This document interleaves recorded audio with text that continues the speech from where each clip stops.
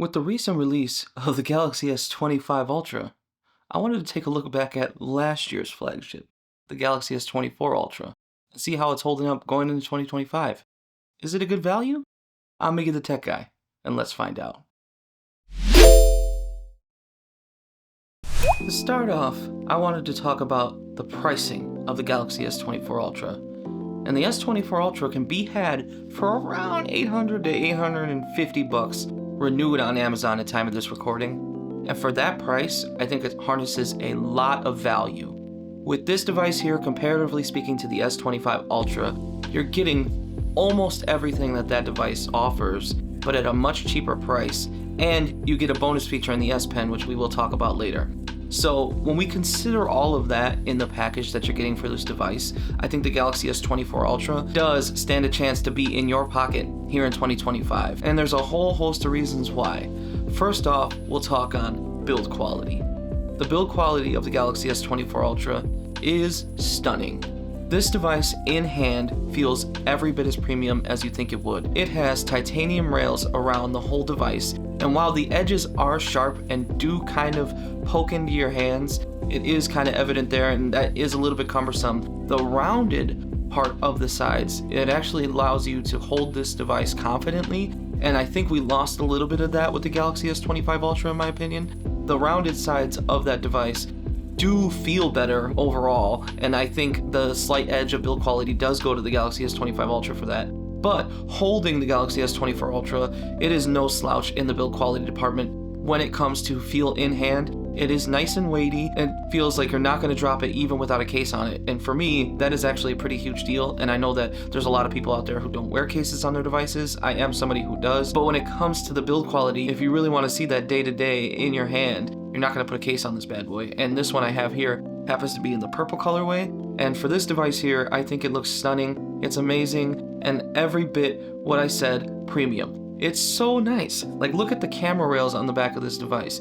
It looks beautiful. I think it looks better than the black rails around the S25 Ultra's cameras in my opinion. And it's very evident here that I think they were trying to make the cameras look bigger so it feels like they changed more, when in reality they only changed the ultra-wide sensor. So they're giving you this faux sense of upgradability with the S25 Ultra, where I think the S24 Ultra just screams as premium as it was in 2024. They were less lying to you. They actually accented the cameras here with the titanium as color to match the rails, and I do love this two-tone design that they have here with the purple and the titanium rails.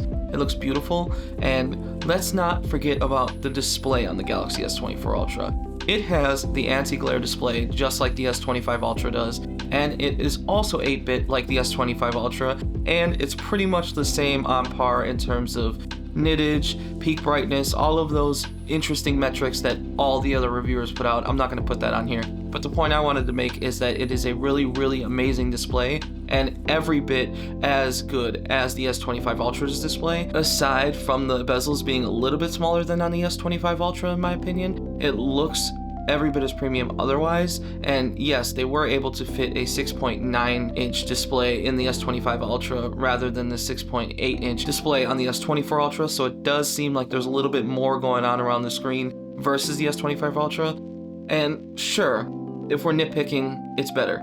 But for the S24 Ultra, it's still good and holds up as premium in 2025 in my opinion. So it's not like you're really missing out on anything. I think that's the really big thing here, is that the build quality still screams flagship, and if you had this, it's not like anybody's going to be like, oh, you have last year's flagship. You could boast this proudly in the build quality department. It has all of the major trappings that any solidly built device would have in the premium sector.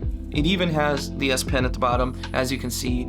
It is in there, and while the footprint of the S24 Ultra going against the S25 Ultra does seem to be a bit larger and a bit weightier in your hand, they did manage to shave down those bezels, shave down the corners, and make the footprint a little bit smaller than the S24 Ultras, so that it feels a little bit better in the hand as the S25 Ultra versus the S24 Ultra. But for the most part, I don't think that is that big of a deal, and I don't think most people are going to be upset about it. And this does have a stunning quality to it that a lot of people may like over the S25 Ultra in terms of build quality. So if you're out there and it's in the running for you, and you have this thing where you're going between the S25 Ultra and the S24 Ultra in the build quality department, that is really truly preference at the end of the day. I think this phone looks amazing. And like I said, those sharp corners are a little cumbersome, but for the most part, you're not skimping on the build quality on this device. And I think that you would enjoy it through and through for build quality. So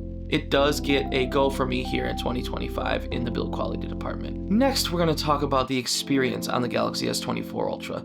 And with the experience here, it feels super fast. The Snapdragon 8 Gen 3 did not immediately age out when the Snapdragon 8 Elite came out. Sure, benchmarks may tell a different story. Like I said, the S24 Ultra is going to be slightly lower on benchmarks versus the S25 Ultra. But at this point, we're reaching levels of laptop quality speeds, like even beating the M2 processor. It's very negligible because even like the M1 MacBook Air still runs brilliantly, and on paper, its specs may allude to being worse than some cases on these benchmarks. We're at a point where speed and fluidity are not a problem on these high-end devices, and it was not a problem on the S24 Ultra when it dropped, and it still isn't. This phone will last you, along with its promises of 7 years of software updates. It's going to be just as fast, and they're going to have every incentive to allow it to be as fast as it can be up until the end of its lifespan. So when you look at it from that experience standpoint, it's every bit as fast. When you're doing day-to-day tasks, you are going to see virtually no difference between the S25 Ultra and the S24 Ultra in terms of speed and fluidity.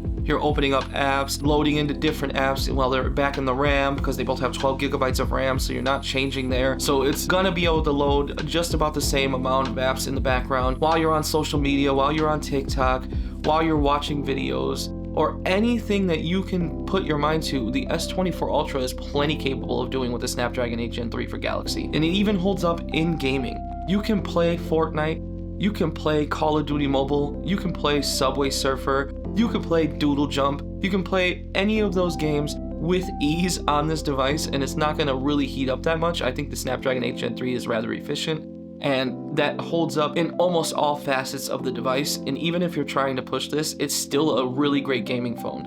I think even with Genshin Impact, you're gonna see very minor frame drops, and yes, at large gaming sessions, if you're gaming for hours, you're gonna feel it heat up, and it may drop some frames, and it may throttle a little bit. But pretty much every phone does that at this point, and sure, the Snapdragon 8 Elite is gonna do better in those use cases, but those are very extreme use cases, and when it comes to day-to-day, we've pretty much hit a peak. I've said it in multiple videos at the Snapdragon 855 and the 855 Plus. Those devices do everything that you need to do day-to-day task-wise that is so close and indistinguishable from most modern flagships that we're pretty much at a plateau at this point for all that stuff. You can open up your apps with ease, scroll through your social media and all of those things, and you're not going to see such a huge difference.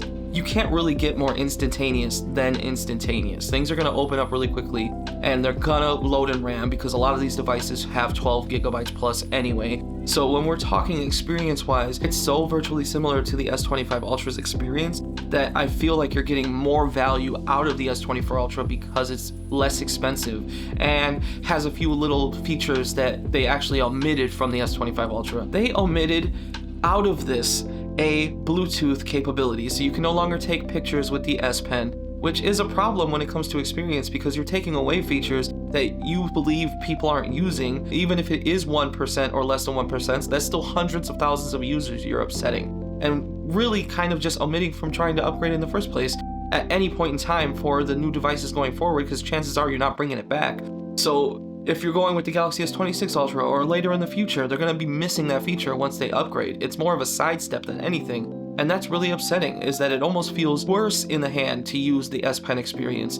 And that's really sad to me because I think the S Pen is amazing on this device. It can do any and everything that you ask of it when you want to. You can draw a sketch to image. You can take a photo in the app with the Bluetooth S Pen. It's amazing. It charges in the device. It doesn't even seem to be a detrimental experience when it's charging up the S Pen in there. It's negligible at best, and you don't even feel it because of how good the battery life truly is in terms of experience. So when it comes to them omitting stuff from the S25 Ultra with the S Pen, that's an upsetting thing for them to do. I think that they shouldn't have done that, and it is an amazing experience here on the S24 Ultra, and like I said, you're getting more than the S25 Ultra offers in that regard as well. So when it comes to experience and you factor that in, I think that the S24 Ultra is better in that regard. So I feel like you're actually getting way more bang for your buck for the S24 Ultra in terms of its speed, fluidity, and everything that it encompasses. So when we're talking about this device, This right here is the pinnacle of software experience and everything. Sure, the S25 Ultra is running One UI 7, but that's coming to the S24 Ultra.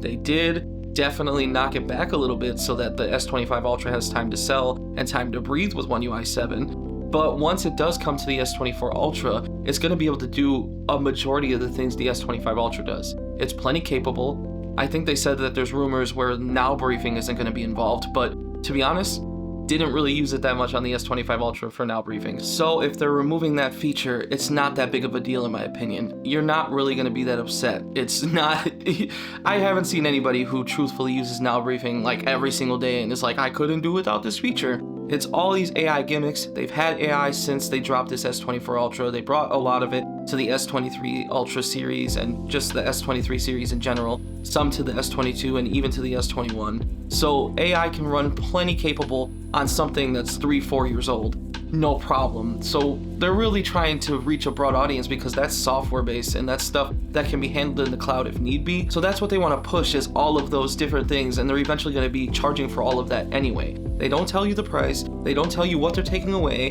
they don't want to be the first to do that because other companies will take that strategy and listen and undercut them. So they're just trying to push it to the very end of the year when they just drop it on you.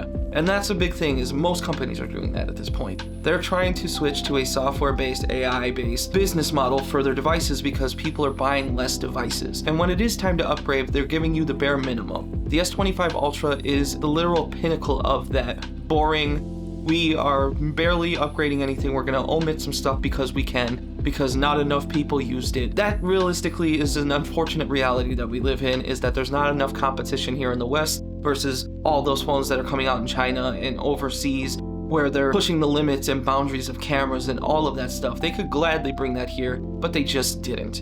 And so they're not giving you enough value proposition in their S25 Ultra, in my opinion, for it to warrant you picking up that device versus the S24 Ultra, especially in the experience department. So yes, the experience is a major goal on the S24 Ultra here in 2025. Next, I'm going to talk about cameras on the S24 Ultra. And here is where it is pretty indistinguishable from the Galaxy S25 Ultra again. The pictures are very, very similar. And once it gets One UI 7, I assume they're going to update the camera app as well, and its color tuning and all that stuff to match more closely to the S25 Ultra if they don't decide to nerf it, because it has virtually the same camera setup.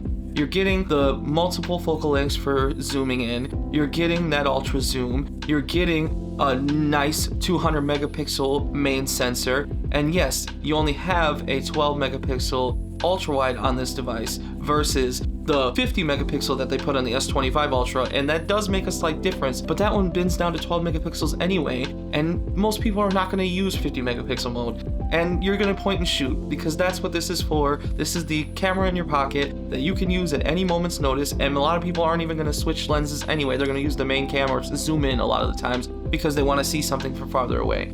The ultra wide is just to get more in a shot if you need to, and that wasn't where they really updated anything. They've pretty much stagnated on the majority of everything else. Sure, color tuning is great on the S25 Ultra comparatively speaking to the S24 Ultra right now, and there are moments where the color tone of faces and things like that are better on the S25 Ultra, but they're no slouch here on the S24 Ultra either. You can get brilliant photos in daylight, nice photos at night. You're getting a full range of flagship pictures out of this device, and I don't think that you'd be upset if you went with it. It's still amazing for taking photography and video, in my opinion. You're not going to be upset that you went with this for this camera suite. This camera suite is so close to the S25 Ultra that you're basically at flagship level. They have not changed it, and here in the West, like I said, those camera phones overseas are blowing everybody else out of the water, and they don't care because they're not in competition with anybody here in the States in stores. So there's no true incentive for them to really grow and make things better than they really should. So we're here in 2025, we're a little bit stagnated in my opinion with devices. So when it comes to cameras, the Galaxy S24 Ultra can take a really solid picture. I'm going to throw some pictures up throughout this whole experience just so you can see what I'm talking about. I think this camera holds its own in every use case imaginable. If you needed to zoom in, if you need to take a regular wide shot, or if you need to take an ultra wide shot, it has you covered with all those focal lengths. It has you covered with color, dynamic range, and its night mode capabilities. So when it comes to cameras, the Galaxy S24 Ultra is a major go. Now we're going to talk about battery life, and here is also very surprising. I think it's actually slightly better than the S25 Ultra. Slightly. They're very close, very negligible in most cases, but I did notice a little bit more heating up with the Snapdragon 8 Elite at times if I was really pushing it, and that drained the battery faster. So for the most part, if you're not somebody who's going to be doing that and pushing things to the limits like I do as a techie or somebody who does tech videos, then you're not even really going to notice that, which means you're not really going to heat up the Galaxy S24 Ultra too much.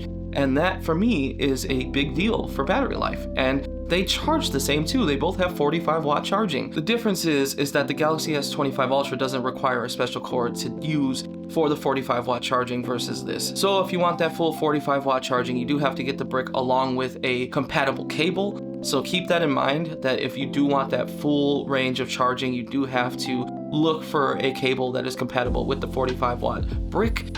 That's something to kind of look into and just check out what you can buy off of Amazon. They're not very expensive anyway, so you're not really going to have a huge issue finding that, in my opinion. So when it comes to battery life, this thing actually will last you all day, no problem, and it'll actually handle everything you throw at it and more. I think they really started honing in the battery life on the Galaxy S23 Ultra.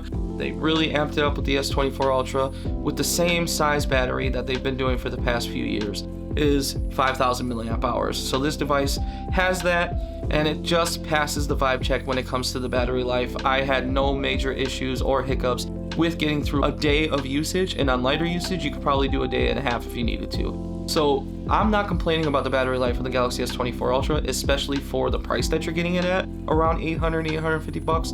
That is well worth the price, especially for what you're getting with the battery life. They really decked this out and made it worth its weight and solidness as a device with that 5,000 milliamp hour battery. I know that they're pretty much afraid to really raise the bar on the battery since the Note 7, so I can't really blame them for not changing that up, and maybe they didn't want to be going this early into the silicon carbide like OnePlus 13R or any of those other devices are, where they're getting 6,000 to 7,000 milliamp hours. But here, in terms of the S24 Ultra, old battery tech, they've pretty much perfected it. It will last you all day, no problem, and it charges up relatively fast if you have the proprietary charger to do so. So when it comes to battery life here in 2025, the Galaxy S24 Ultra is a major go, especially for its price. So all in all, the Galaxy S24 Ultra is great in every sense of the word.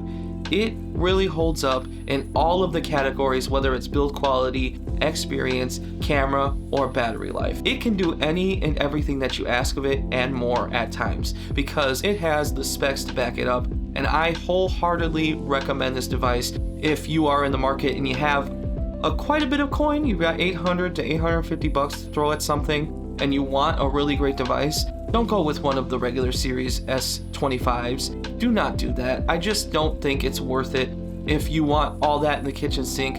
This device just works with any and everything that you need it to. So when it comes to the utilization of the sum of all of its parts with everything considered, the Galaxy S24 Ultra is a major go, and I think probably the better buy versus the S25 Ultra.